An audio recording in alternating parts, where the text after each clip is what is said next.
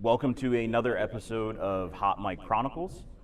I'm Trent Summers. I'm Ryan Page, and joining us today is Dr. Peter Antevy.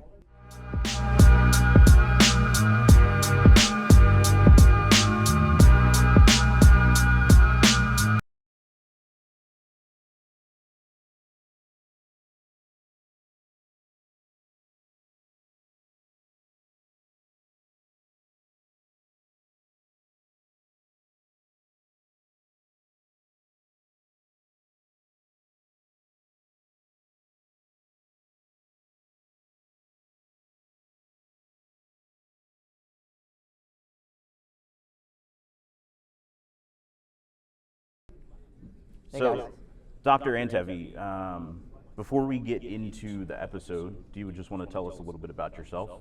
Sure. From South Florida. I'm a pediatric ER doc by training, and I started that back in 1999. Okay. Trained in LA, trained in Pittsburgh, moved back to South Florida in 2005, and then in 2010 became an EMS medical director. So that was like the moment that my life changed for the better. But my story really started in 2005 when I made a tenfold medication error. And that kind of started me on this journey of how can I, kind of alleviate myself of this embarrassment. I was ashamed of myself, didn't want to tell anybody. And so that it was that combination of making a big medication error along with finding EMS that really kind of was a culmination for me to really find where I'm really, I think, supposed to be in the world, which is to try to make things better for other people so they don't make the same mistake I made. Yeah. So my next question was going to be why Handtevy and how, but you kind of already answered that a little bit.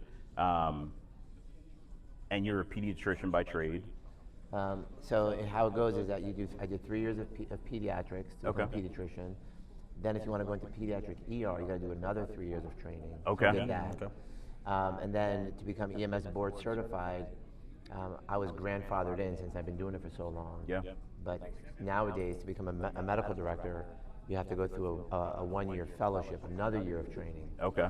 So there is a lot of training to get into the emergency room for pediatrics. But then it's funny that I just kind of jumped into EMS. Yeah. I didn't really leave that behind because we still do a lot of pediatrics. Well, I still do a lot of pediatrics in all my agencies, but I do mainly adult medicine now. Yeah. Which is pretty funny. Yeah, absolutely. When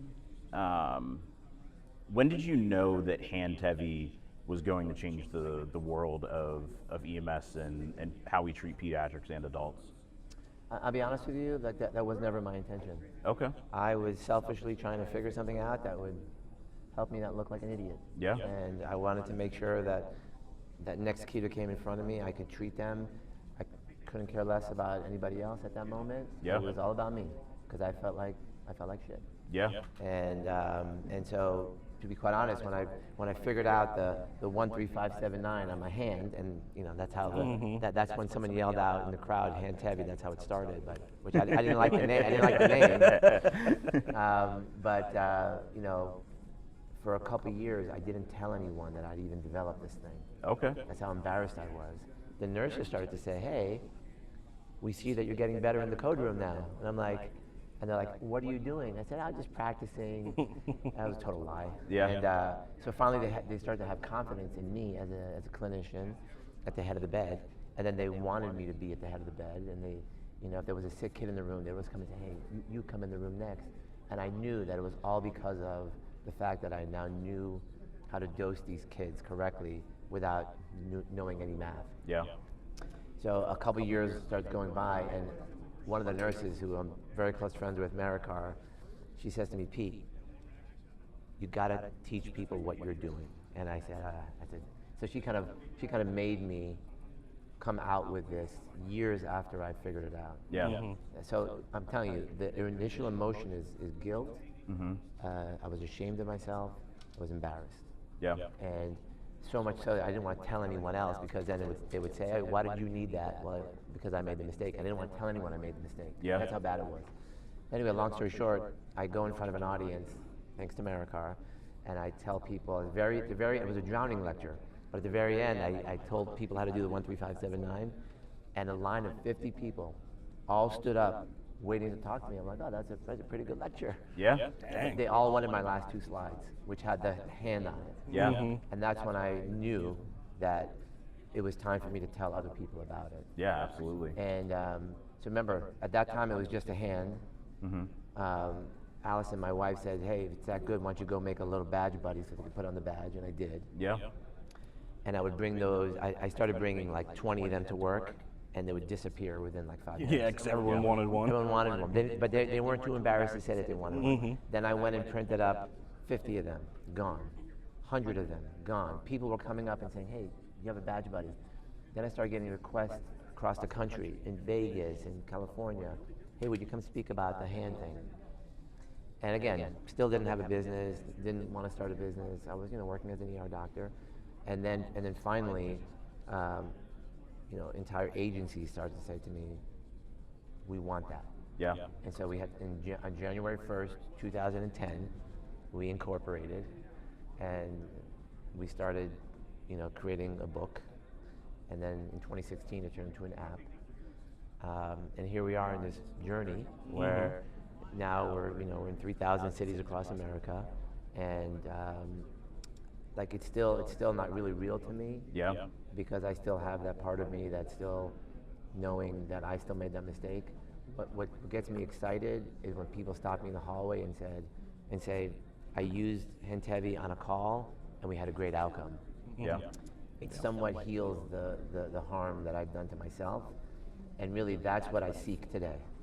If Sarah comes to me and says, we got a new agency, like that doesn't really move me at all. Yeah. It's when that agency comes back and says, look at the outcomes, look at what we've done, look at the saves we're having. That's what I'm seeking still till today. Yeah. Yeah. We work at the same agency, and back about a year ago now, we started working with Sarah to get Handtevy at our agency. And when that initial thought popped into our head, we did a demo of it, and it was going really well. And not that it necessarily fell off of the radar, but it was kind of one of those things that we said, well, next budget season, Sure. we'll get it in. And maybe about 4 or 5 months ago, we had a medication error at our agency, and that provider was going through the same things that you were saying, guilt, felt awful, and that's when it really hit for me as leadership at the agency that we need to get I apologize, that we need to get Handtevy now, and we're in the process of our final steps, and so we're super excited to get Handtevy on board.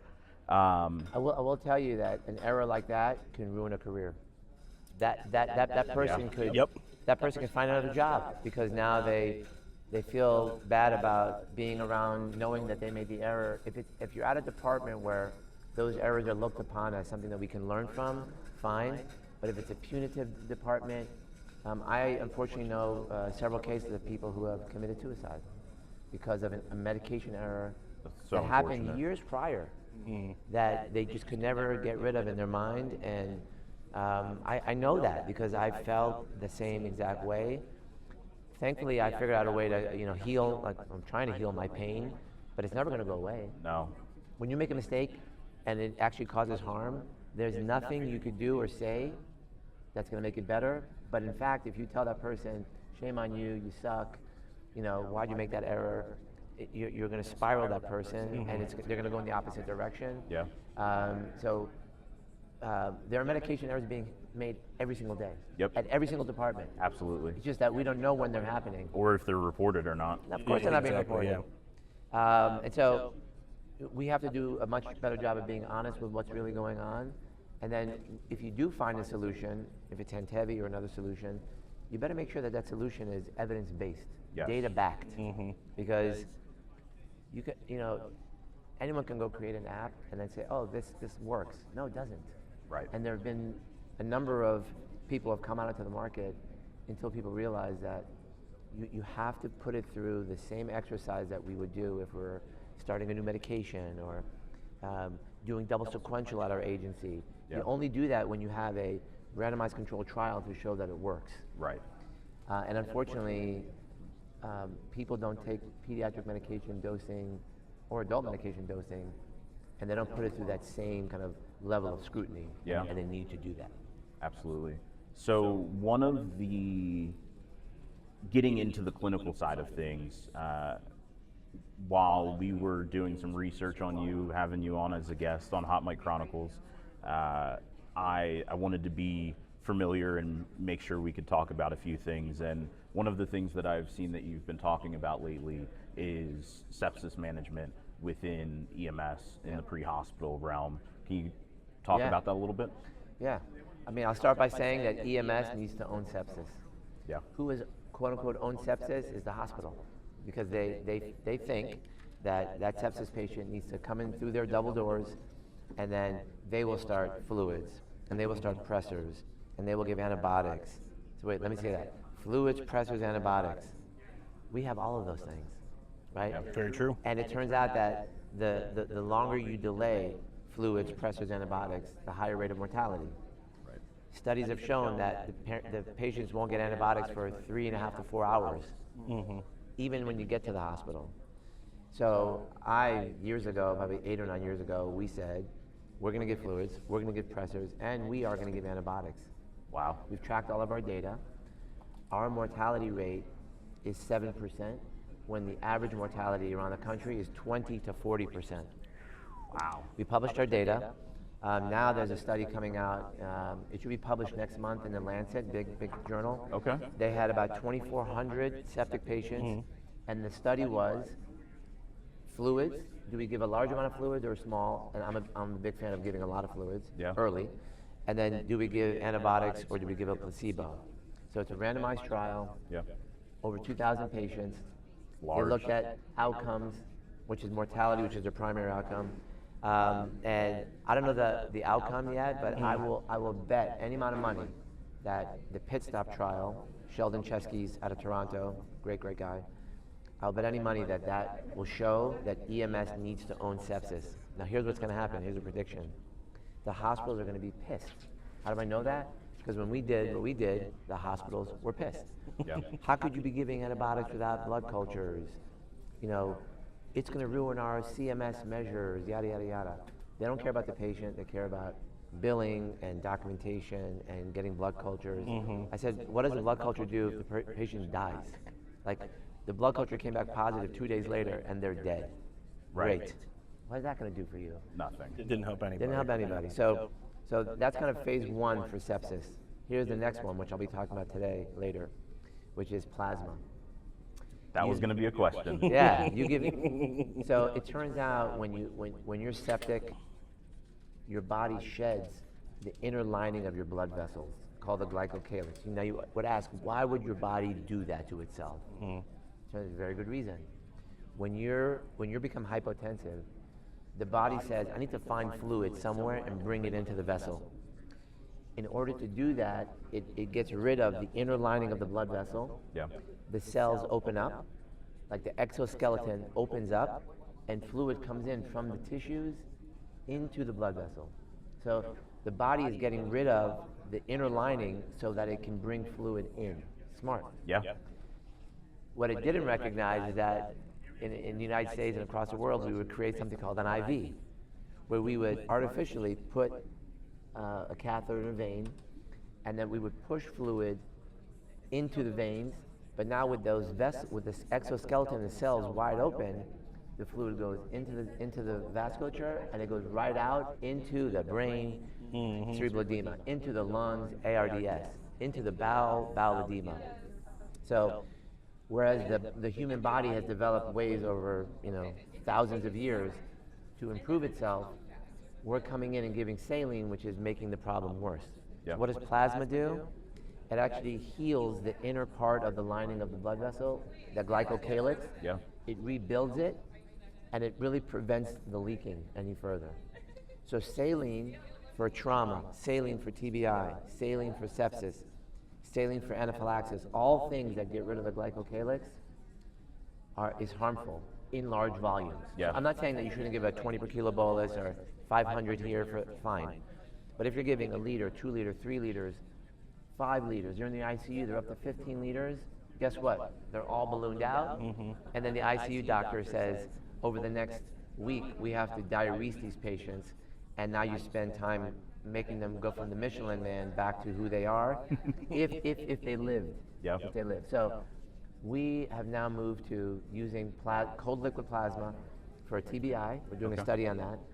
Trauma. Yeah. And we had a beautiful case yesterday. And so we have hundreds of cases now, and we're going to be publishing all of our data.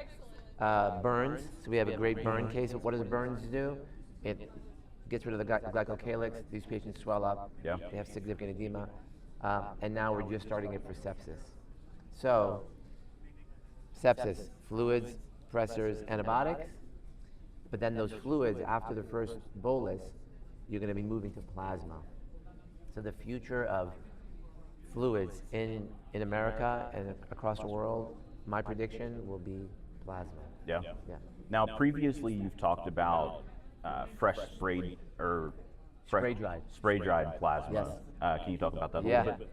Yeah, it was supposed to be out this year, but the FDA, so the interesting story about this company, when you follow the company, is that the United States government years ago asked this company to create a product that they created, which was plasma that's dehydrated, it's crystallized, they call it spray dried, Yeah. in a bag. And think of an empty saline bag.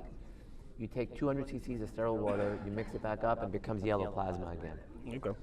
It took them over a decade, and it's still not approved. Okay. It's approved in 30 other countries. This company is approved in 30 other countries, except the country that asked them to form the product. Interesting. They were supposed to be live in 2026, but the FDA has said we need more human data, and so it's looking now like 2028.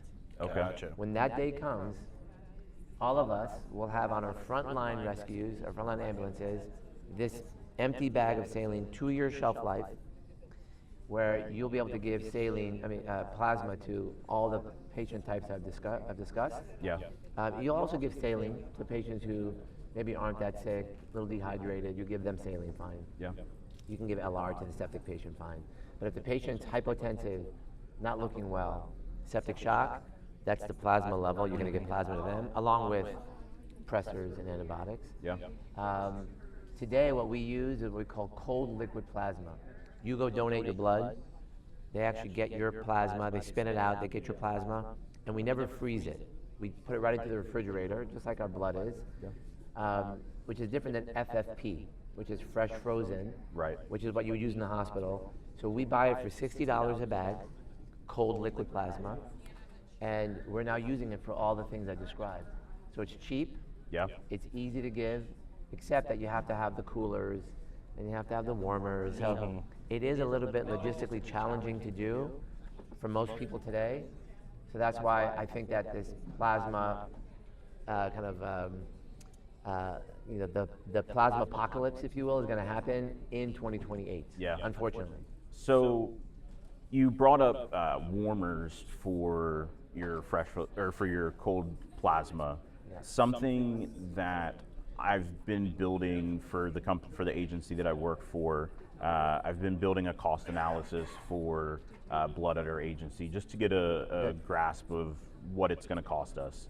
And I was one of the fellow agencies had given me an article that was done by New Orleans EMS because they could not afford warmers on their units, and they found at the end of their study that they are giving 2 units of whole blood without a warmer.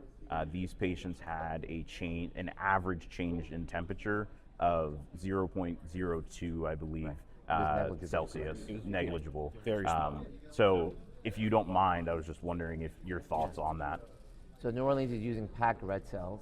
They're not using whole blood, which, I mean, it's all the same in my opinion. Components or whole blood. 2 studies now show that there's no difference in outcome. So whatever people use, I'm fine with it. Yeah. When you think about trauma patients, when you give someone blood, it actually allows the body to produce energy, ATP, because now you're oxygenating, so you actually can become warmer just by having more red blood cells. Okay. Okay, that's fine.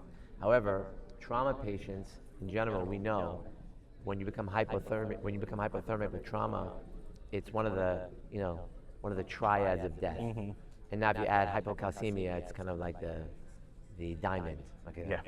So you always got to be concerned about hypothermia. So I am a believer that if you're going to give a product, why not give it at the temperature that it needs to be at? Okay. Yes, the body can process it, but I think we need more data on that. But the fact that their numbers are so good is a signal. It's a good signal. We are of the belief that we want to give it at the temperature of the body, and there are people like Don Jenkins and John Holcomb who also believe the same thing, that if you have the chance to avoid hypothermia, what do we do in the back of the ambulance? We turn up the heat. What do we do in the trauma bay? We turn up the heat. Crank up the heat. So why not just give them the product? So for example, if I give any of you a saline bag right now, just room temperature, it's cold. Like, and you're gonna feel that. If I give you a bag of blood or saline that's actually at 4 degrees centigrade, it's gonna be cold. Yes. And then you're gonna start shivering. So people who are dying and they need blood, they probably also need warm blood. So we can afford the warmer. Yeah. So we're not gonna get rid of that. So that would be my opinion until I see better data. Right. But if an agency couldn't afford it, blood is better than no blood. 100%. 100%. Yeah. Again, and again, like, we still don't even know from the plasma perspective for TBI, should we even be giving it fast? And I think we're now going to go to no. So blood we given very quickly. We use the life flow, amazing. But for the plasma, because it's just fixing the leak, maybe we don't have to infuse it so quickly because we're not giving it for pressure. We're not giving it for volume. We're giving it for fixing the leak. So we're just going to run that in slowly. In other words, we're just going to by gravity bring that in now. So we're still going through temperature issues, speed issues, what type of product is whole blood, the same as 2 units of red cells plus plasma. Logistically, whole blood's easier. When you have packed red cells, there's a lot more citrate in the bag, and it soaks up a lot more calcium. So if you're giving 2 units of packed red cells, you're probably going to drop the patient's calcium further, which is part of the diamond of death. So we still don't know a lot of the answers to these questions. So we now give a gram of calcium chloride after we give blood or plasma. And now they're recommending you should probably give it after 2 units of whole blood. But if you give 2 units of packed cells, do you have to give calcium sooner? So there's a lot of questions here that are still unknown. But what we know is one thing. People will die from hemorrhage, and the only thing that will save them is something that's red. However, I do believe that if the person is bleeding out, plasma as a bridge to getting whole blood at the hospital is perfectly fine. So I would recommend, if you're a new starting agency, I would recommend plasma first. Because what are your transport times? Our transport times look like anything from 10 minutes to 45 to an hour. Okay. So that 10-minute transport, plasma would be perfectly fine for that person. The 45-minute transport, I'd probably start with plasma, see how that went. And then if that didn't work, then you can give them whole blood afterwards. So I'm a big believer that in the future, 80% of all hemorrhage in EMS will get plasma when it's easy to get, spray dried, and only 20% will end up being a blood product, meaning whole blood or red cells, or packed cells. So that's just my prediction. We'll have to look at this film in 5 years from now and see what happens. And see where I landed on it. But I'm pretty confident that whole blood is hard to get. It's a precious resource. Plasma, turns out, you can get anywhere. Because people are allowed to sell their plasma. You're not allowed to sell your blood. You can only donate. You can only donate. So there's 2 warehouses in the United States that I've learned about. One is in Evansville, Indiana, and one's in San Antonio, Texas, with plasma as far as the eye can see. Wow. Frozen. And where's it going? Europe. Why? Because they're allowed to use, there they use freeze-dried plasma. Okay. So they actually put it, and they actually they kind of pulverize it into like a lipid-soluble product. Yeah. But the Europeans and the military is using, so all the plasma being sold here is being shipped overseas. Wow. So once we're allowed to use plasma here, it's going to be game on. Game changer. And no one's going to be upset if that $60 bag of plasma gets thrown away, because really today it's like no one really sees plasma as a precious resource because it's so available. Right. So if you're an agency and you're like, I have to sell this thing about blood products, you can easily sell plasma. You're never going to waste the blood. So I would put plasma in all my frontline units, and I'd have one unit, like on a QRV, that has whole blood that can meet up where needed. Yeah. I think that's the ideal solution. Yeah, that'd be very ideal. You're saving this precious resource, you're not wasting, and you're using a product, plasma, that I think can do 80% of the heavy lifting. Yeah. Ryan, do you have anything? No, I think that's a real good point, and it's interesting to see like what might happen in the next few years. Yeah. Hopefully we get access to it and Yeah. can start doing some good things for good people. Yeah. I think honestly, if you want to start small, you get the one setup for one vehicle is about 15K, okay? Yep. Then you go back and you look at the last 12 months of your agency. Let's say even take 24 months. And you go back and look, because you can query your database and say, show me all the patients from the last 2 years who would have been eligible for blood, Yeah. right? And my prediction is, so if you have a population of 100,000 people, you probably would have given 20 people blood that year, on average. So 20 times $60 a pop, let's call it 100, Yeah. right, make it easy, is $2,000. Yeah. So for 15K to start it up, and now for $2,000 a year, you could treat 20 patients. How great is that? Yeah. So it's not that cost prohibitive. No. If you think Yeah. about it. Not at all. It's something that can be done. You just have to have the leadership, and you have to go sell it to the people who need to be sold to. Like, we should stop giving saline to trauma patients.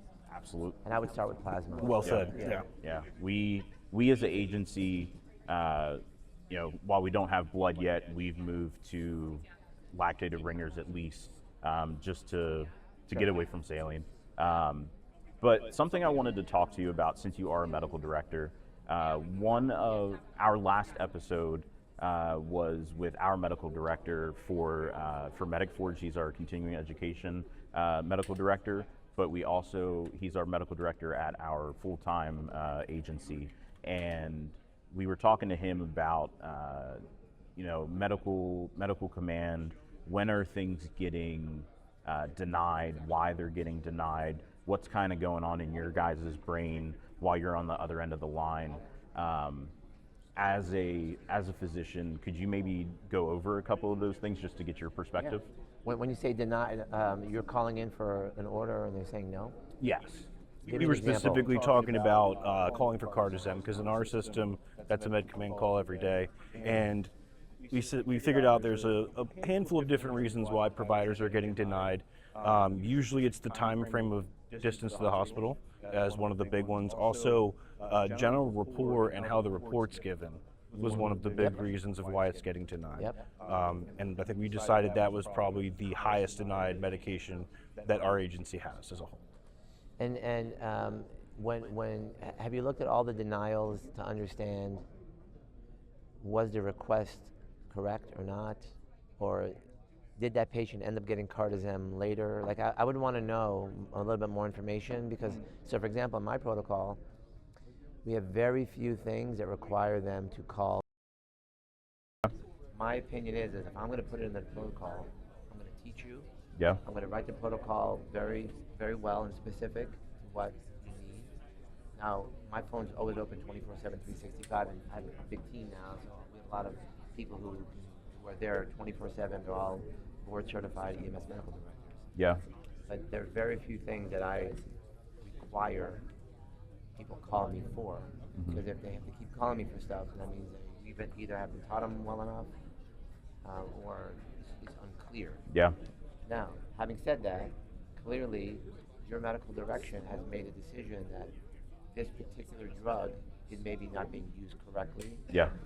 So for example, someone is misdiagnosing a patient, they're thinking it's one thing when it's really another. And I have done that for certain things. So for example, when the ketamine issue was happening, with Elijah McClain and the whole thing, we were saying, we went back and looked to see, are our medics giving ketamine a little too loosely? And it turns out, once we looked, they were. Yeah. So I stopped and I said, every ketamine call requires a call to me. And it was like, which I don't really do that ever. Yeah. I was getting these calls. Yeah, we're with an 80-year-old lady who's, complaining of XYZ, and she's refusing to go to the hospital. And yes, and why are you calling me? We want to give ketamine. I'm like, no. No. Please no. Right. So then, we start. So that enlightened us. So there's the system that I have going on probably means that we are giving cardizem when we probably shouldn't be, and I know we have. So I would. This is a great QI project, right? Mm-hmm. So quality improvement, where I would take all those calls being recorded. Yes. Perfect. Take all those recordings, transcribe them, put them into an AI. Yeah. Go to Claude, create a folder that's called the cardizem folder, and you start putting in all of those transcripts in, and then with each transcript, try to figure out an outcome. So this patient was denied, but then when they got to the hospital, the diagnosis was this, and they ended up getting cardizem. They put in a cardizem drip, and they were admitted to the ICU, whatever. Yeah. And then you now have, instead of just kind of one-offing it and saying, hey, we're getting denied, like what's wrong with that? You need to go another 2 or 3 steps further and say, listen, because you have every transcript, and then you may say, oh, you know what, it turns out 80% was because the presentation by the medic was not good. Mm-hmm. Yeah. So I've had to go and, I have a whole presentation on how do you present over the phone to somebody, and that's a skill. Absolutely. It's a very important skill. So you can't just call and say, yeah, I got this guy here who's got a heart rate of 80. I'm like, oh, stop. Yeah. Tell me exactly. Like, start from this. Yeah. Tell me who you are, what unit you're calling me from, and the way I like the presentation to happen is to say, I have an 80-year-old person with chest pain. Yeah. Who I think is having whatever. So like, I make you commit up front to what you think the diagnosis is. Absolutely. Right. And then I want you to start to say to me all the things in the assessment and physical exam that either support or go against what your decision was. Absolutely. So now I know up front who the patient is, what you're calling me about, and what you think is going on. Yeah. What your assessment is, and then at the very end, I want you to tell me what you think you want to do.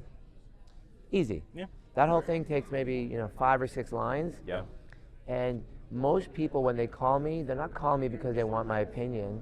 They're calling me because, in other words, they're not asking me what would I do. Right. They're just trying to confirm that their thought process is correct. Yeah, absolutely. Like, this is the plan, and this is how we're going to do it. Good. Right.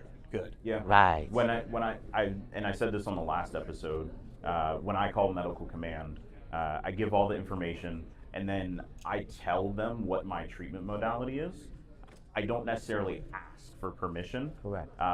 And hey, I have this patient that, it's an AFib patient, and there's no known infection. They have a history. Correct. This is my dose of cardizem. Do you have anything else you want me to do? And then I have found that it almost gives less room for denial, but it makes you appear as intelligent as you are when you are not just, hey doc, I have an 80-year-old female, has a heart rate between 130 and 180, regularly irregular. There's no B waves present, all or what have you. All of these things. What do you want me to do? I've heard that so many times, and it frustrates me. And they're like, just get here. Like Correct. whatever else you're thinking, don't just. Because all they're hearing from that transmission is not confident, not clear, and therefore I don't trust in what I'm hearing, and therefore, you know what? Just bring them in. Yep. Yeah, and that's partially what we've heard on our last episode from Dr. Spiewak was that,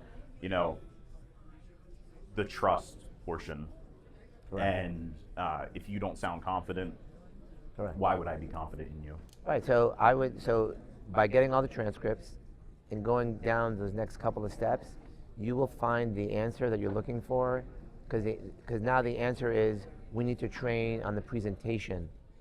That's what, and then how to present. Here are the pieces, like you were just saying. I'm going to give you pieces of why I think it's safe to give it. This person has a history or doesn't have a history. Yeah. These are the medications this patient's on, and all of a sudden you're giving me a full picture of what you're thinking and how you're thinking through it, rather than calling and saying, hey, what do you want me to do? That means I don't trust what you're doing. I haven't heard anything competent from you. Like that they're thinking in their head. They're not saying that out loud. Right. And they're just saying, you know what, just come on in. Yeah. So quality improvement is something that is, maybe more important than doing research on what the next best thing is to do, whether we should use plasma or not. It's do quality improvement research at your own agency. This is a beautiful project Yes. for somebody who's interested in doing it, because then you'll solve the real problem rather than trying to solve the problem that doesn't exist, which is, hey, why is our medical direction making us call in and denying? Right. And then the field, the crews in the field, never really understand why the decisions being made are that, and therefore they lose confidence in leadership. So it's a fascinating case study actually to talk about. Yeah, no, Good stuff. I have my next project at work now. Yeah. And I knew you were a good man, but you're even a better man that you use Claude. I love Claude. It helps my life a lot. Helps my life a lot. I've abandoned ChatGPT for most parts except for image creation. Yeah. But I use Claude on everything. So if someone calls me, on a Zoom call, I record it. I'll either put it in there and I'll say, if I was presenting, I'll ask it, how was I? How was my presentation style? The whole thing. Yeah. You could ask it so many different questions, Oh, and absolutely. you can just self-improvement. And so, again, you could have these calls go right from the recorded call into Claude, feed back to the medic, and give the medic a score, or give the medic a feedback, and that feedback loop becomes so quick the same day that now they're saying, okay, because if you give that medic feedback a month later, they have forgotten the call. Yeah. They're still pissed that the doctor didn't accept the cardizem, and right when they got to the ER, the doctor said, yeah, let's give cardizem, and the medic's like, shit. That's what I wanted to do. Yeah. It was my idea. But they never understood why the doctor said no. Right. Anyway, it's all great stuff. Yeah, no, that's amazing.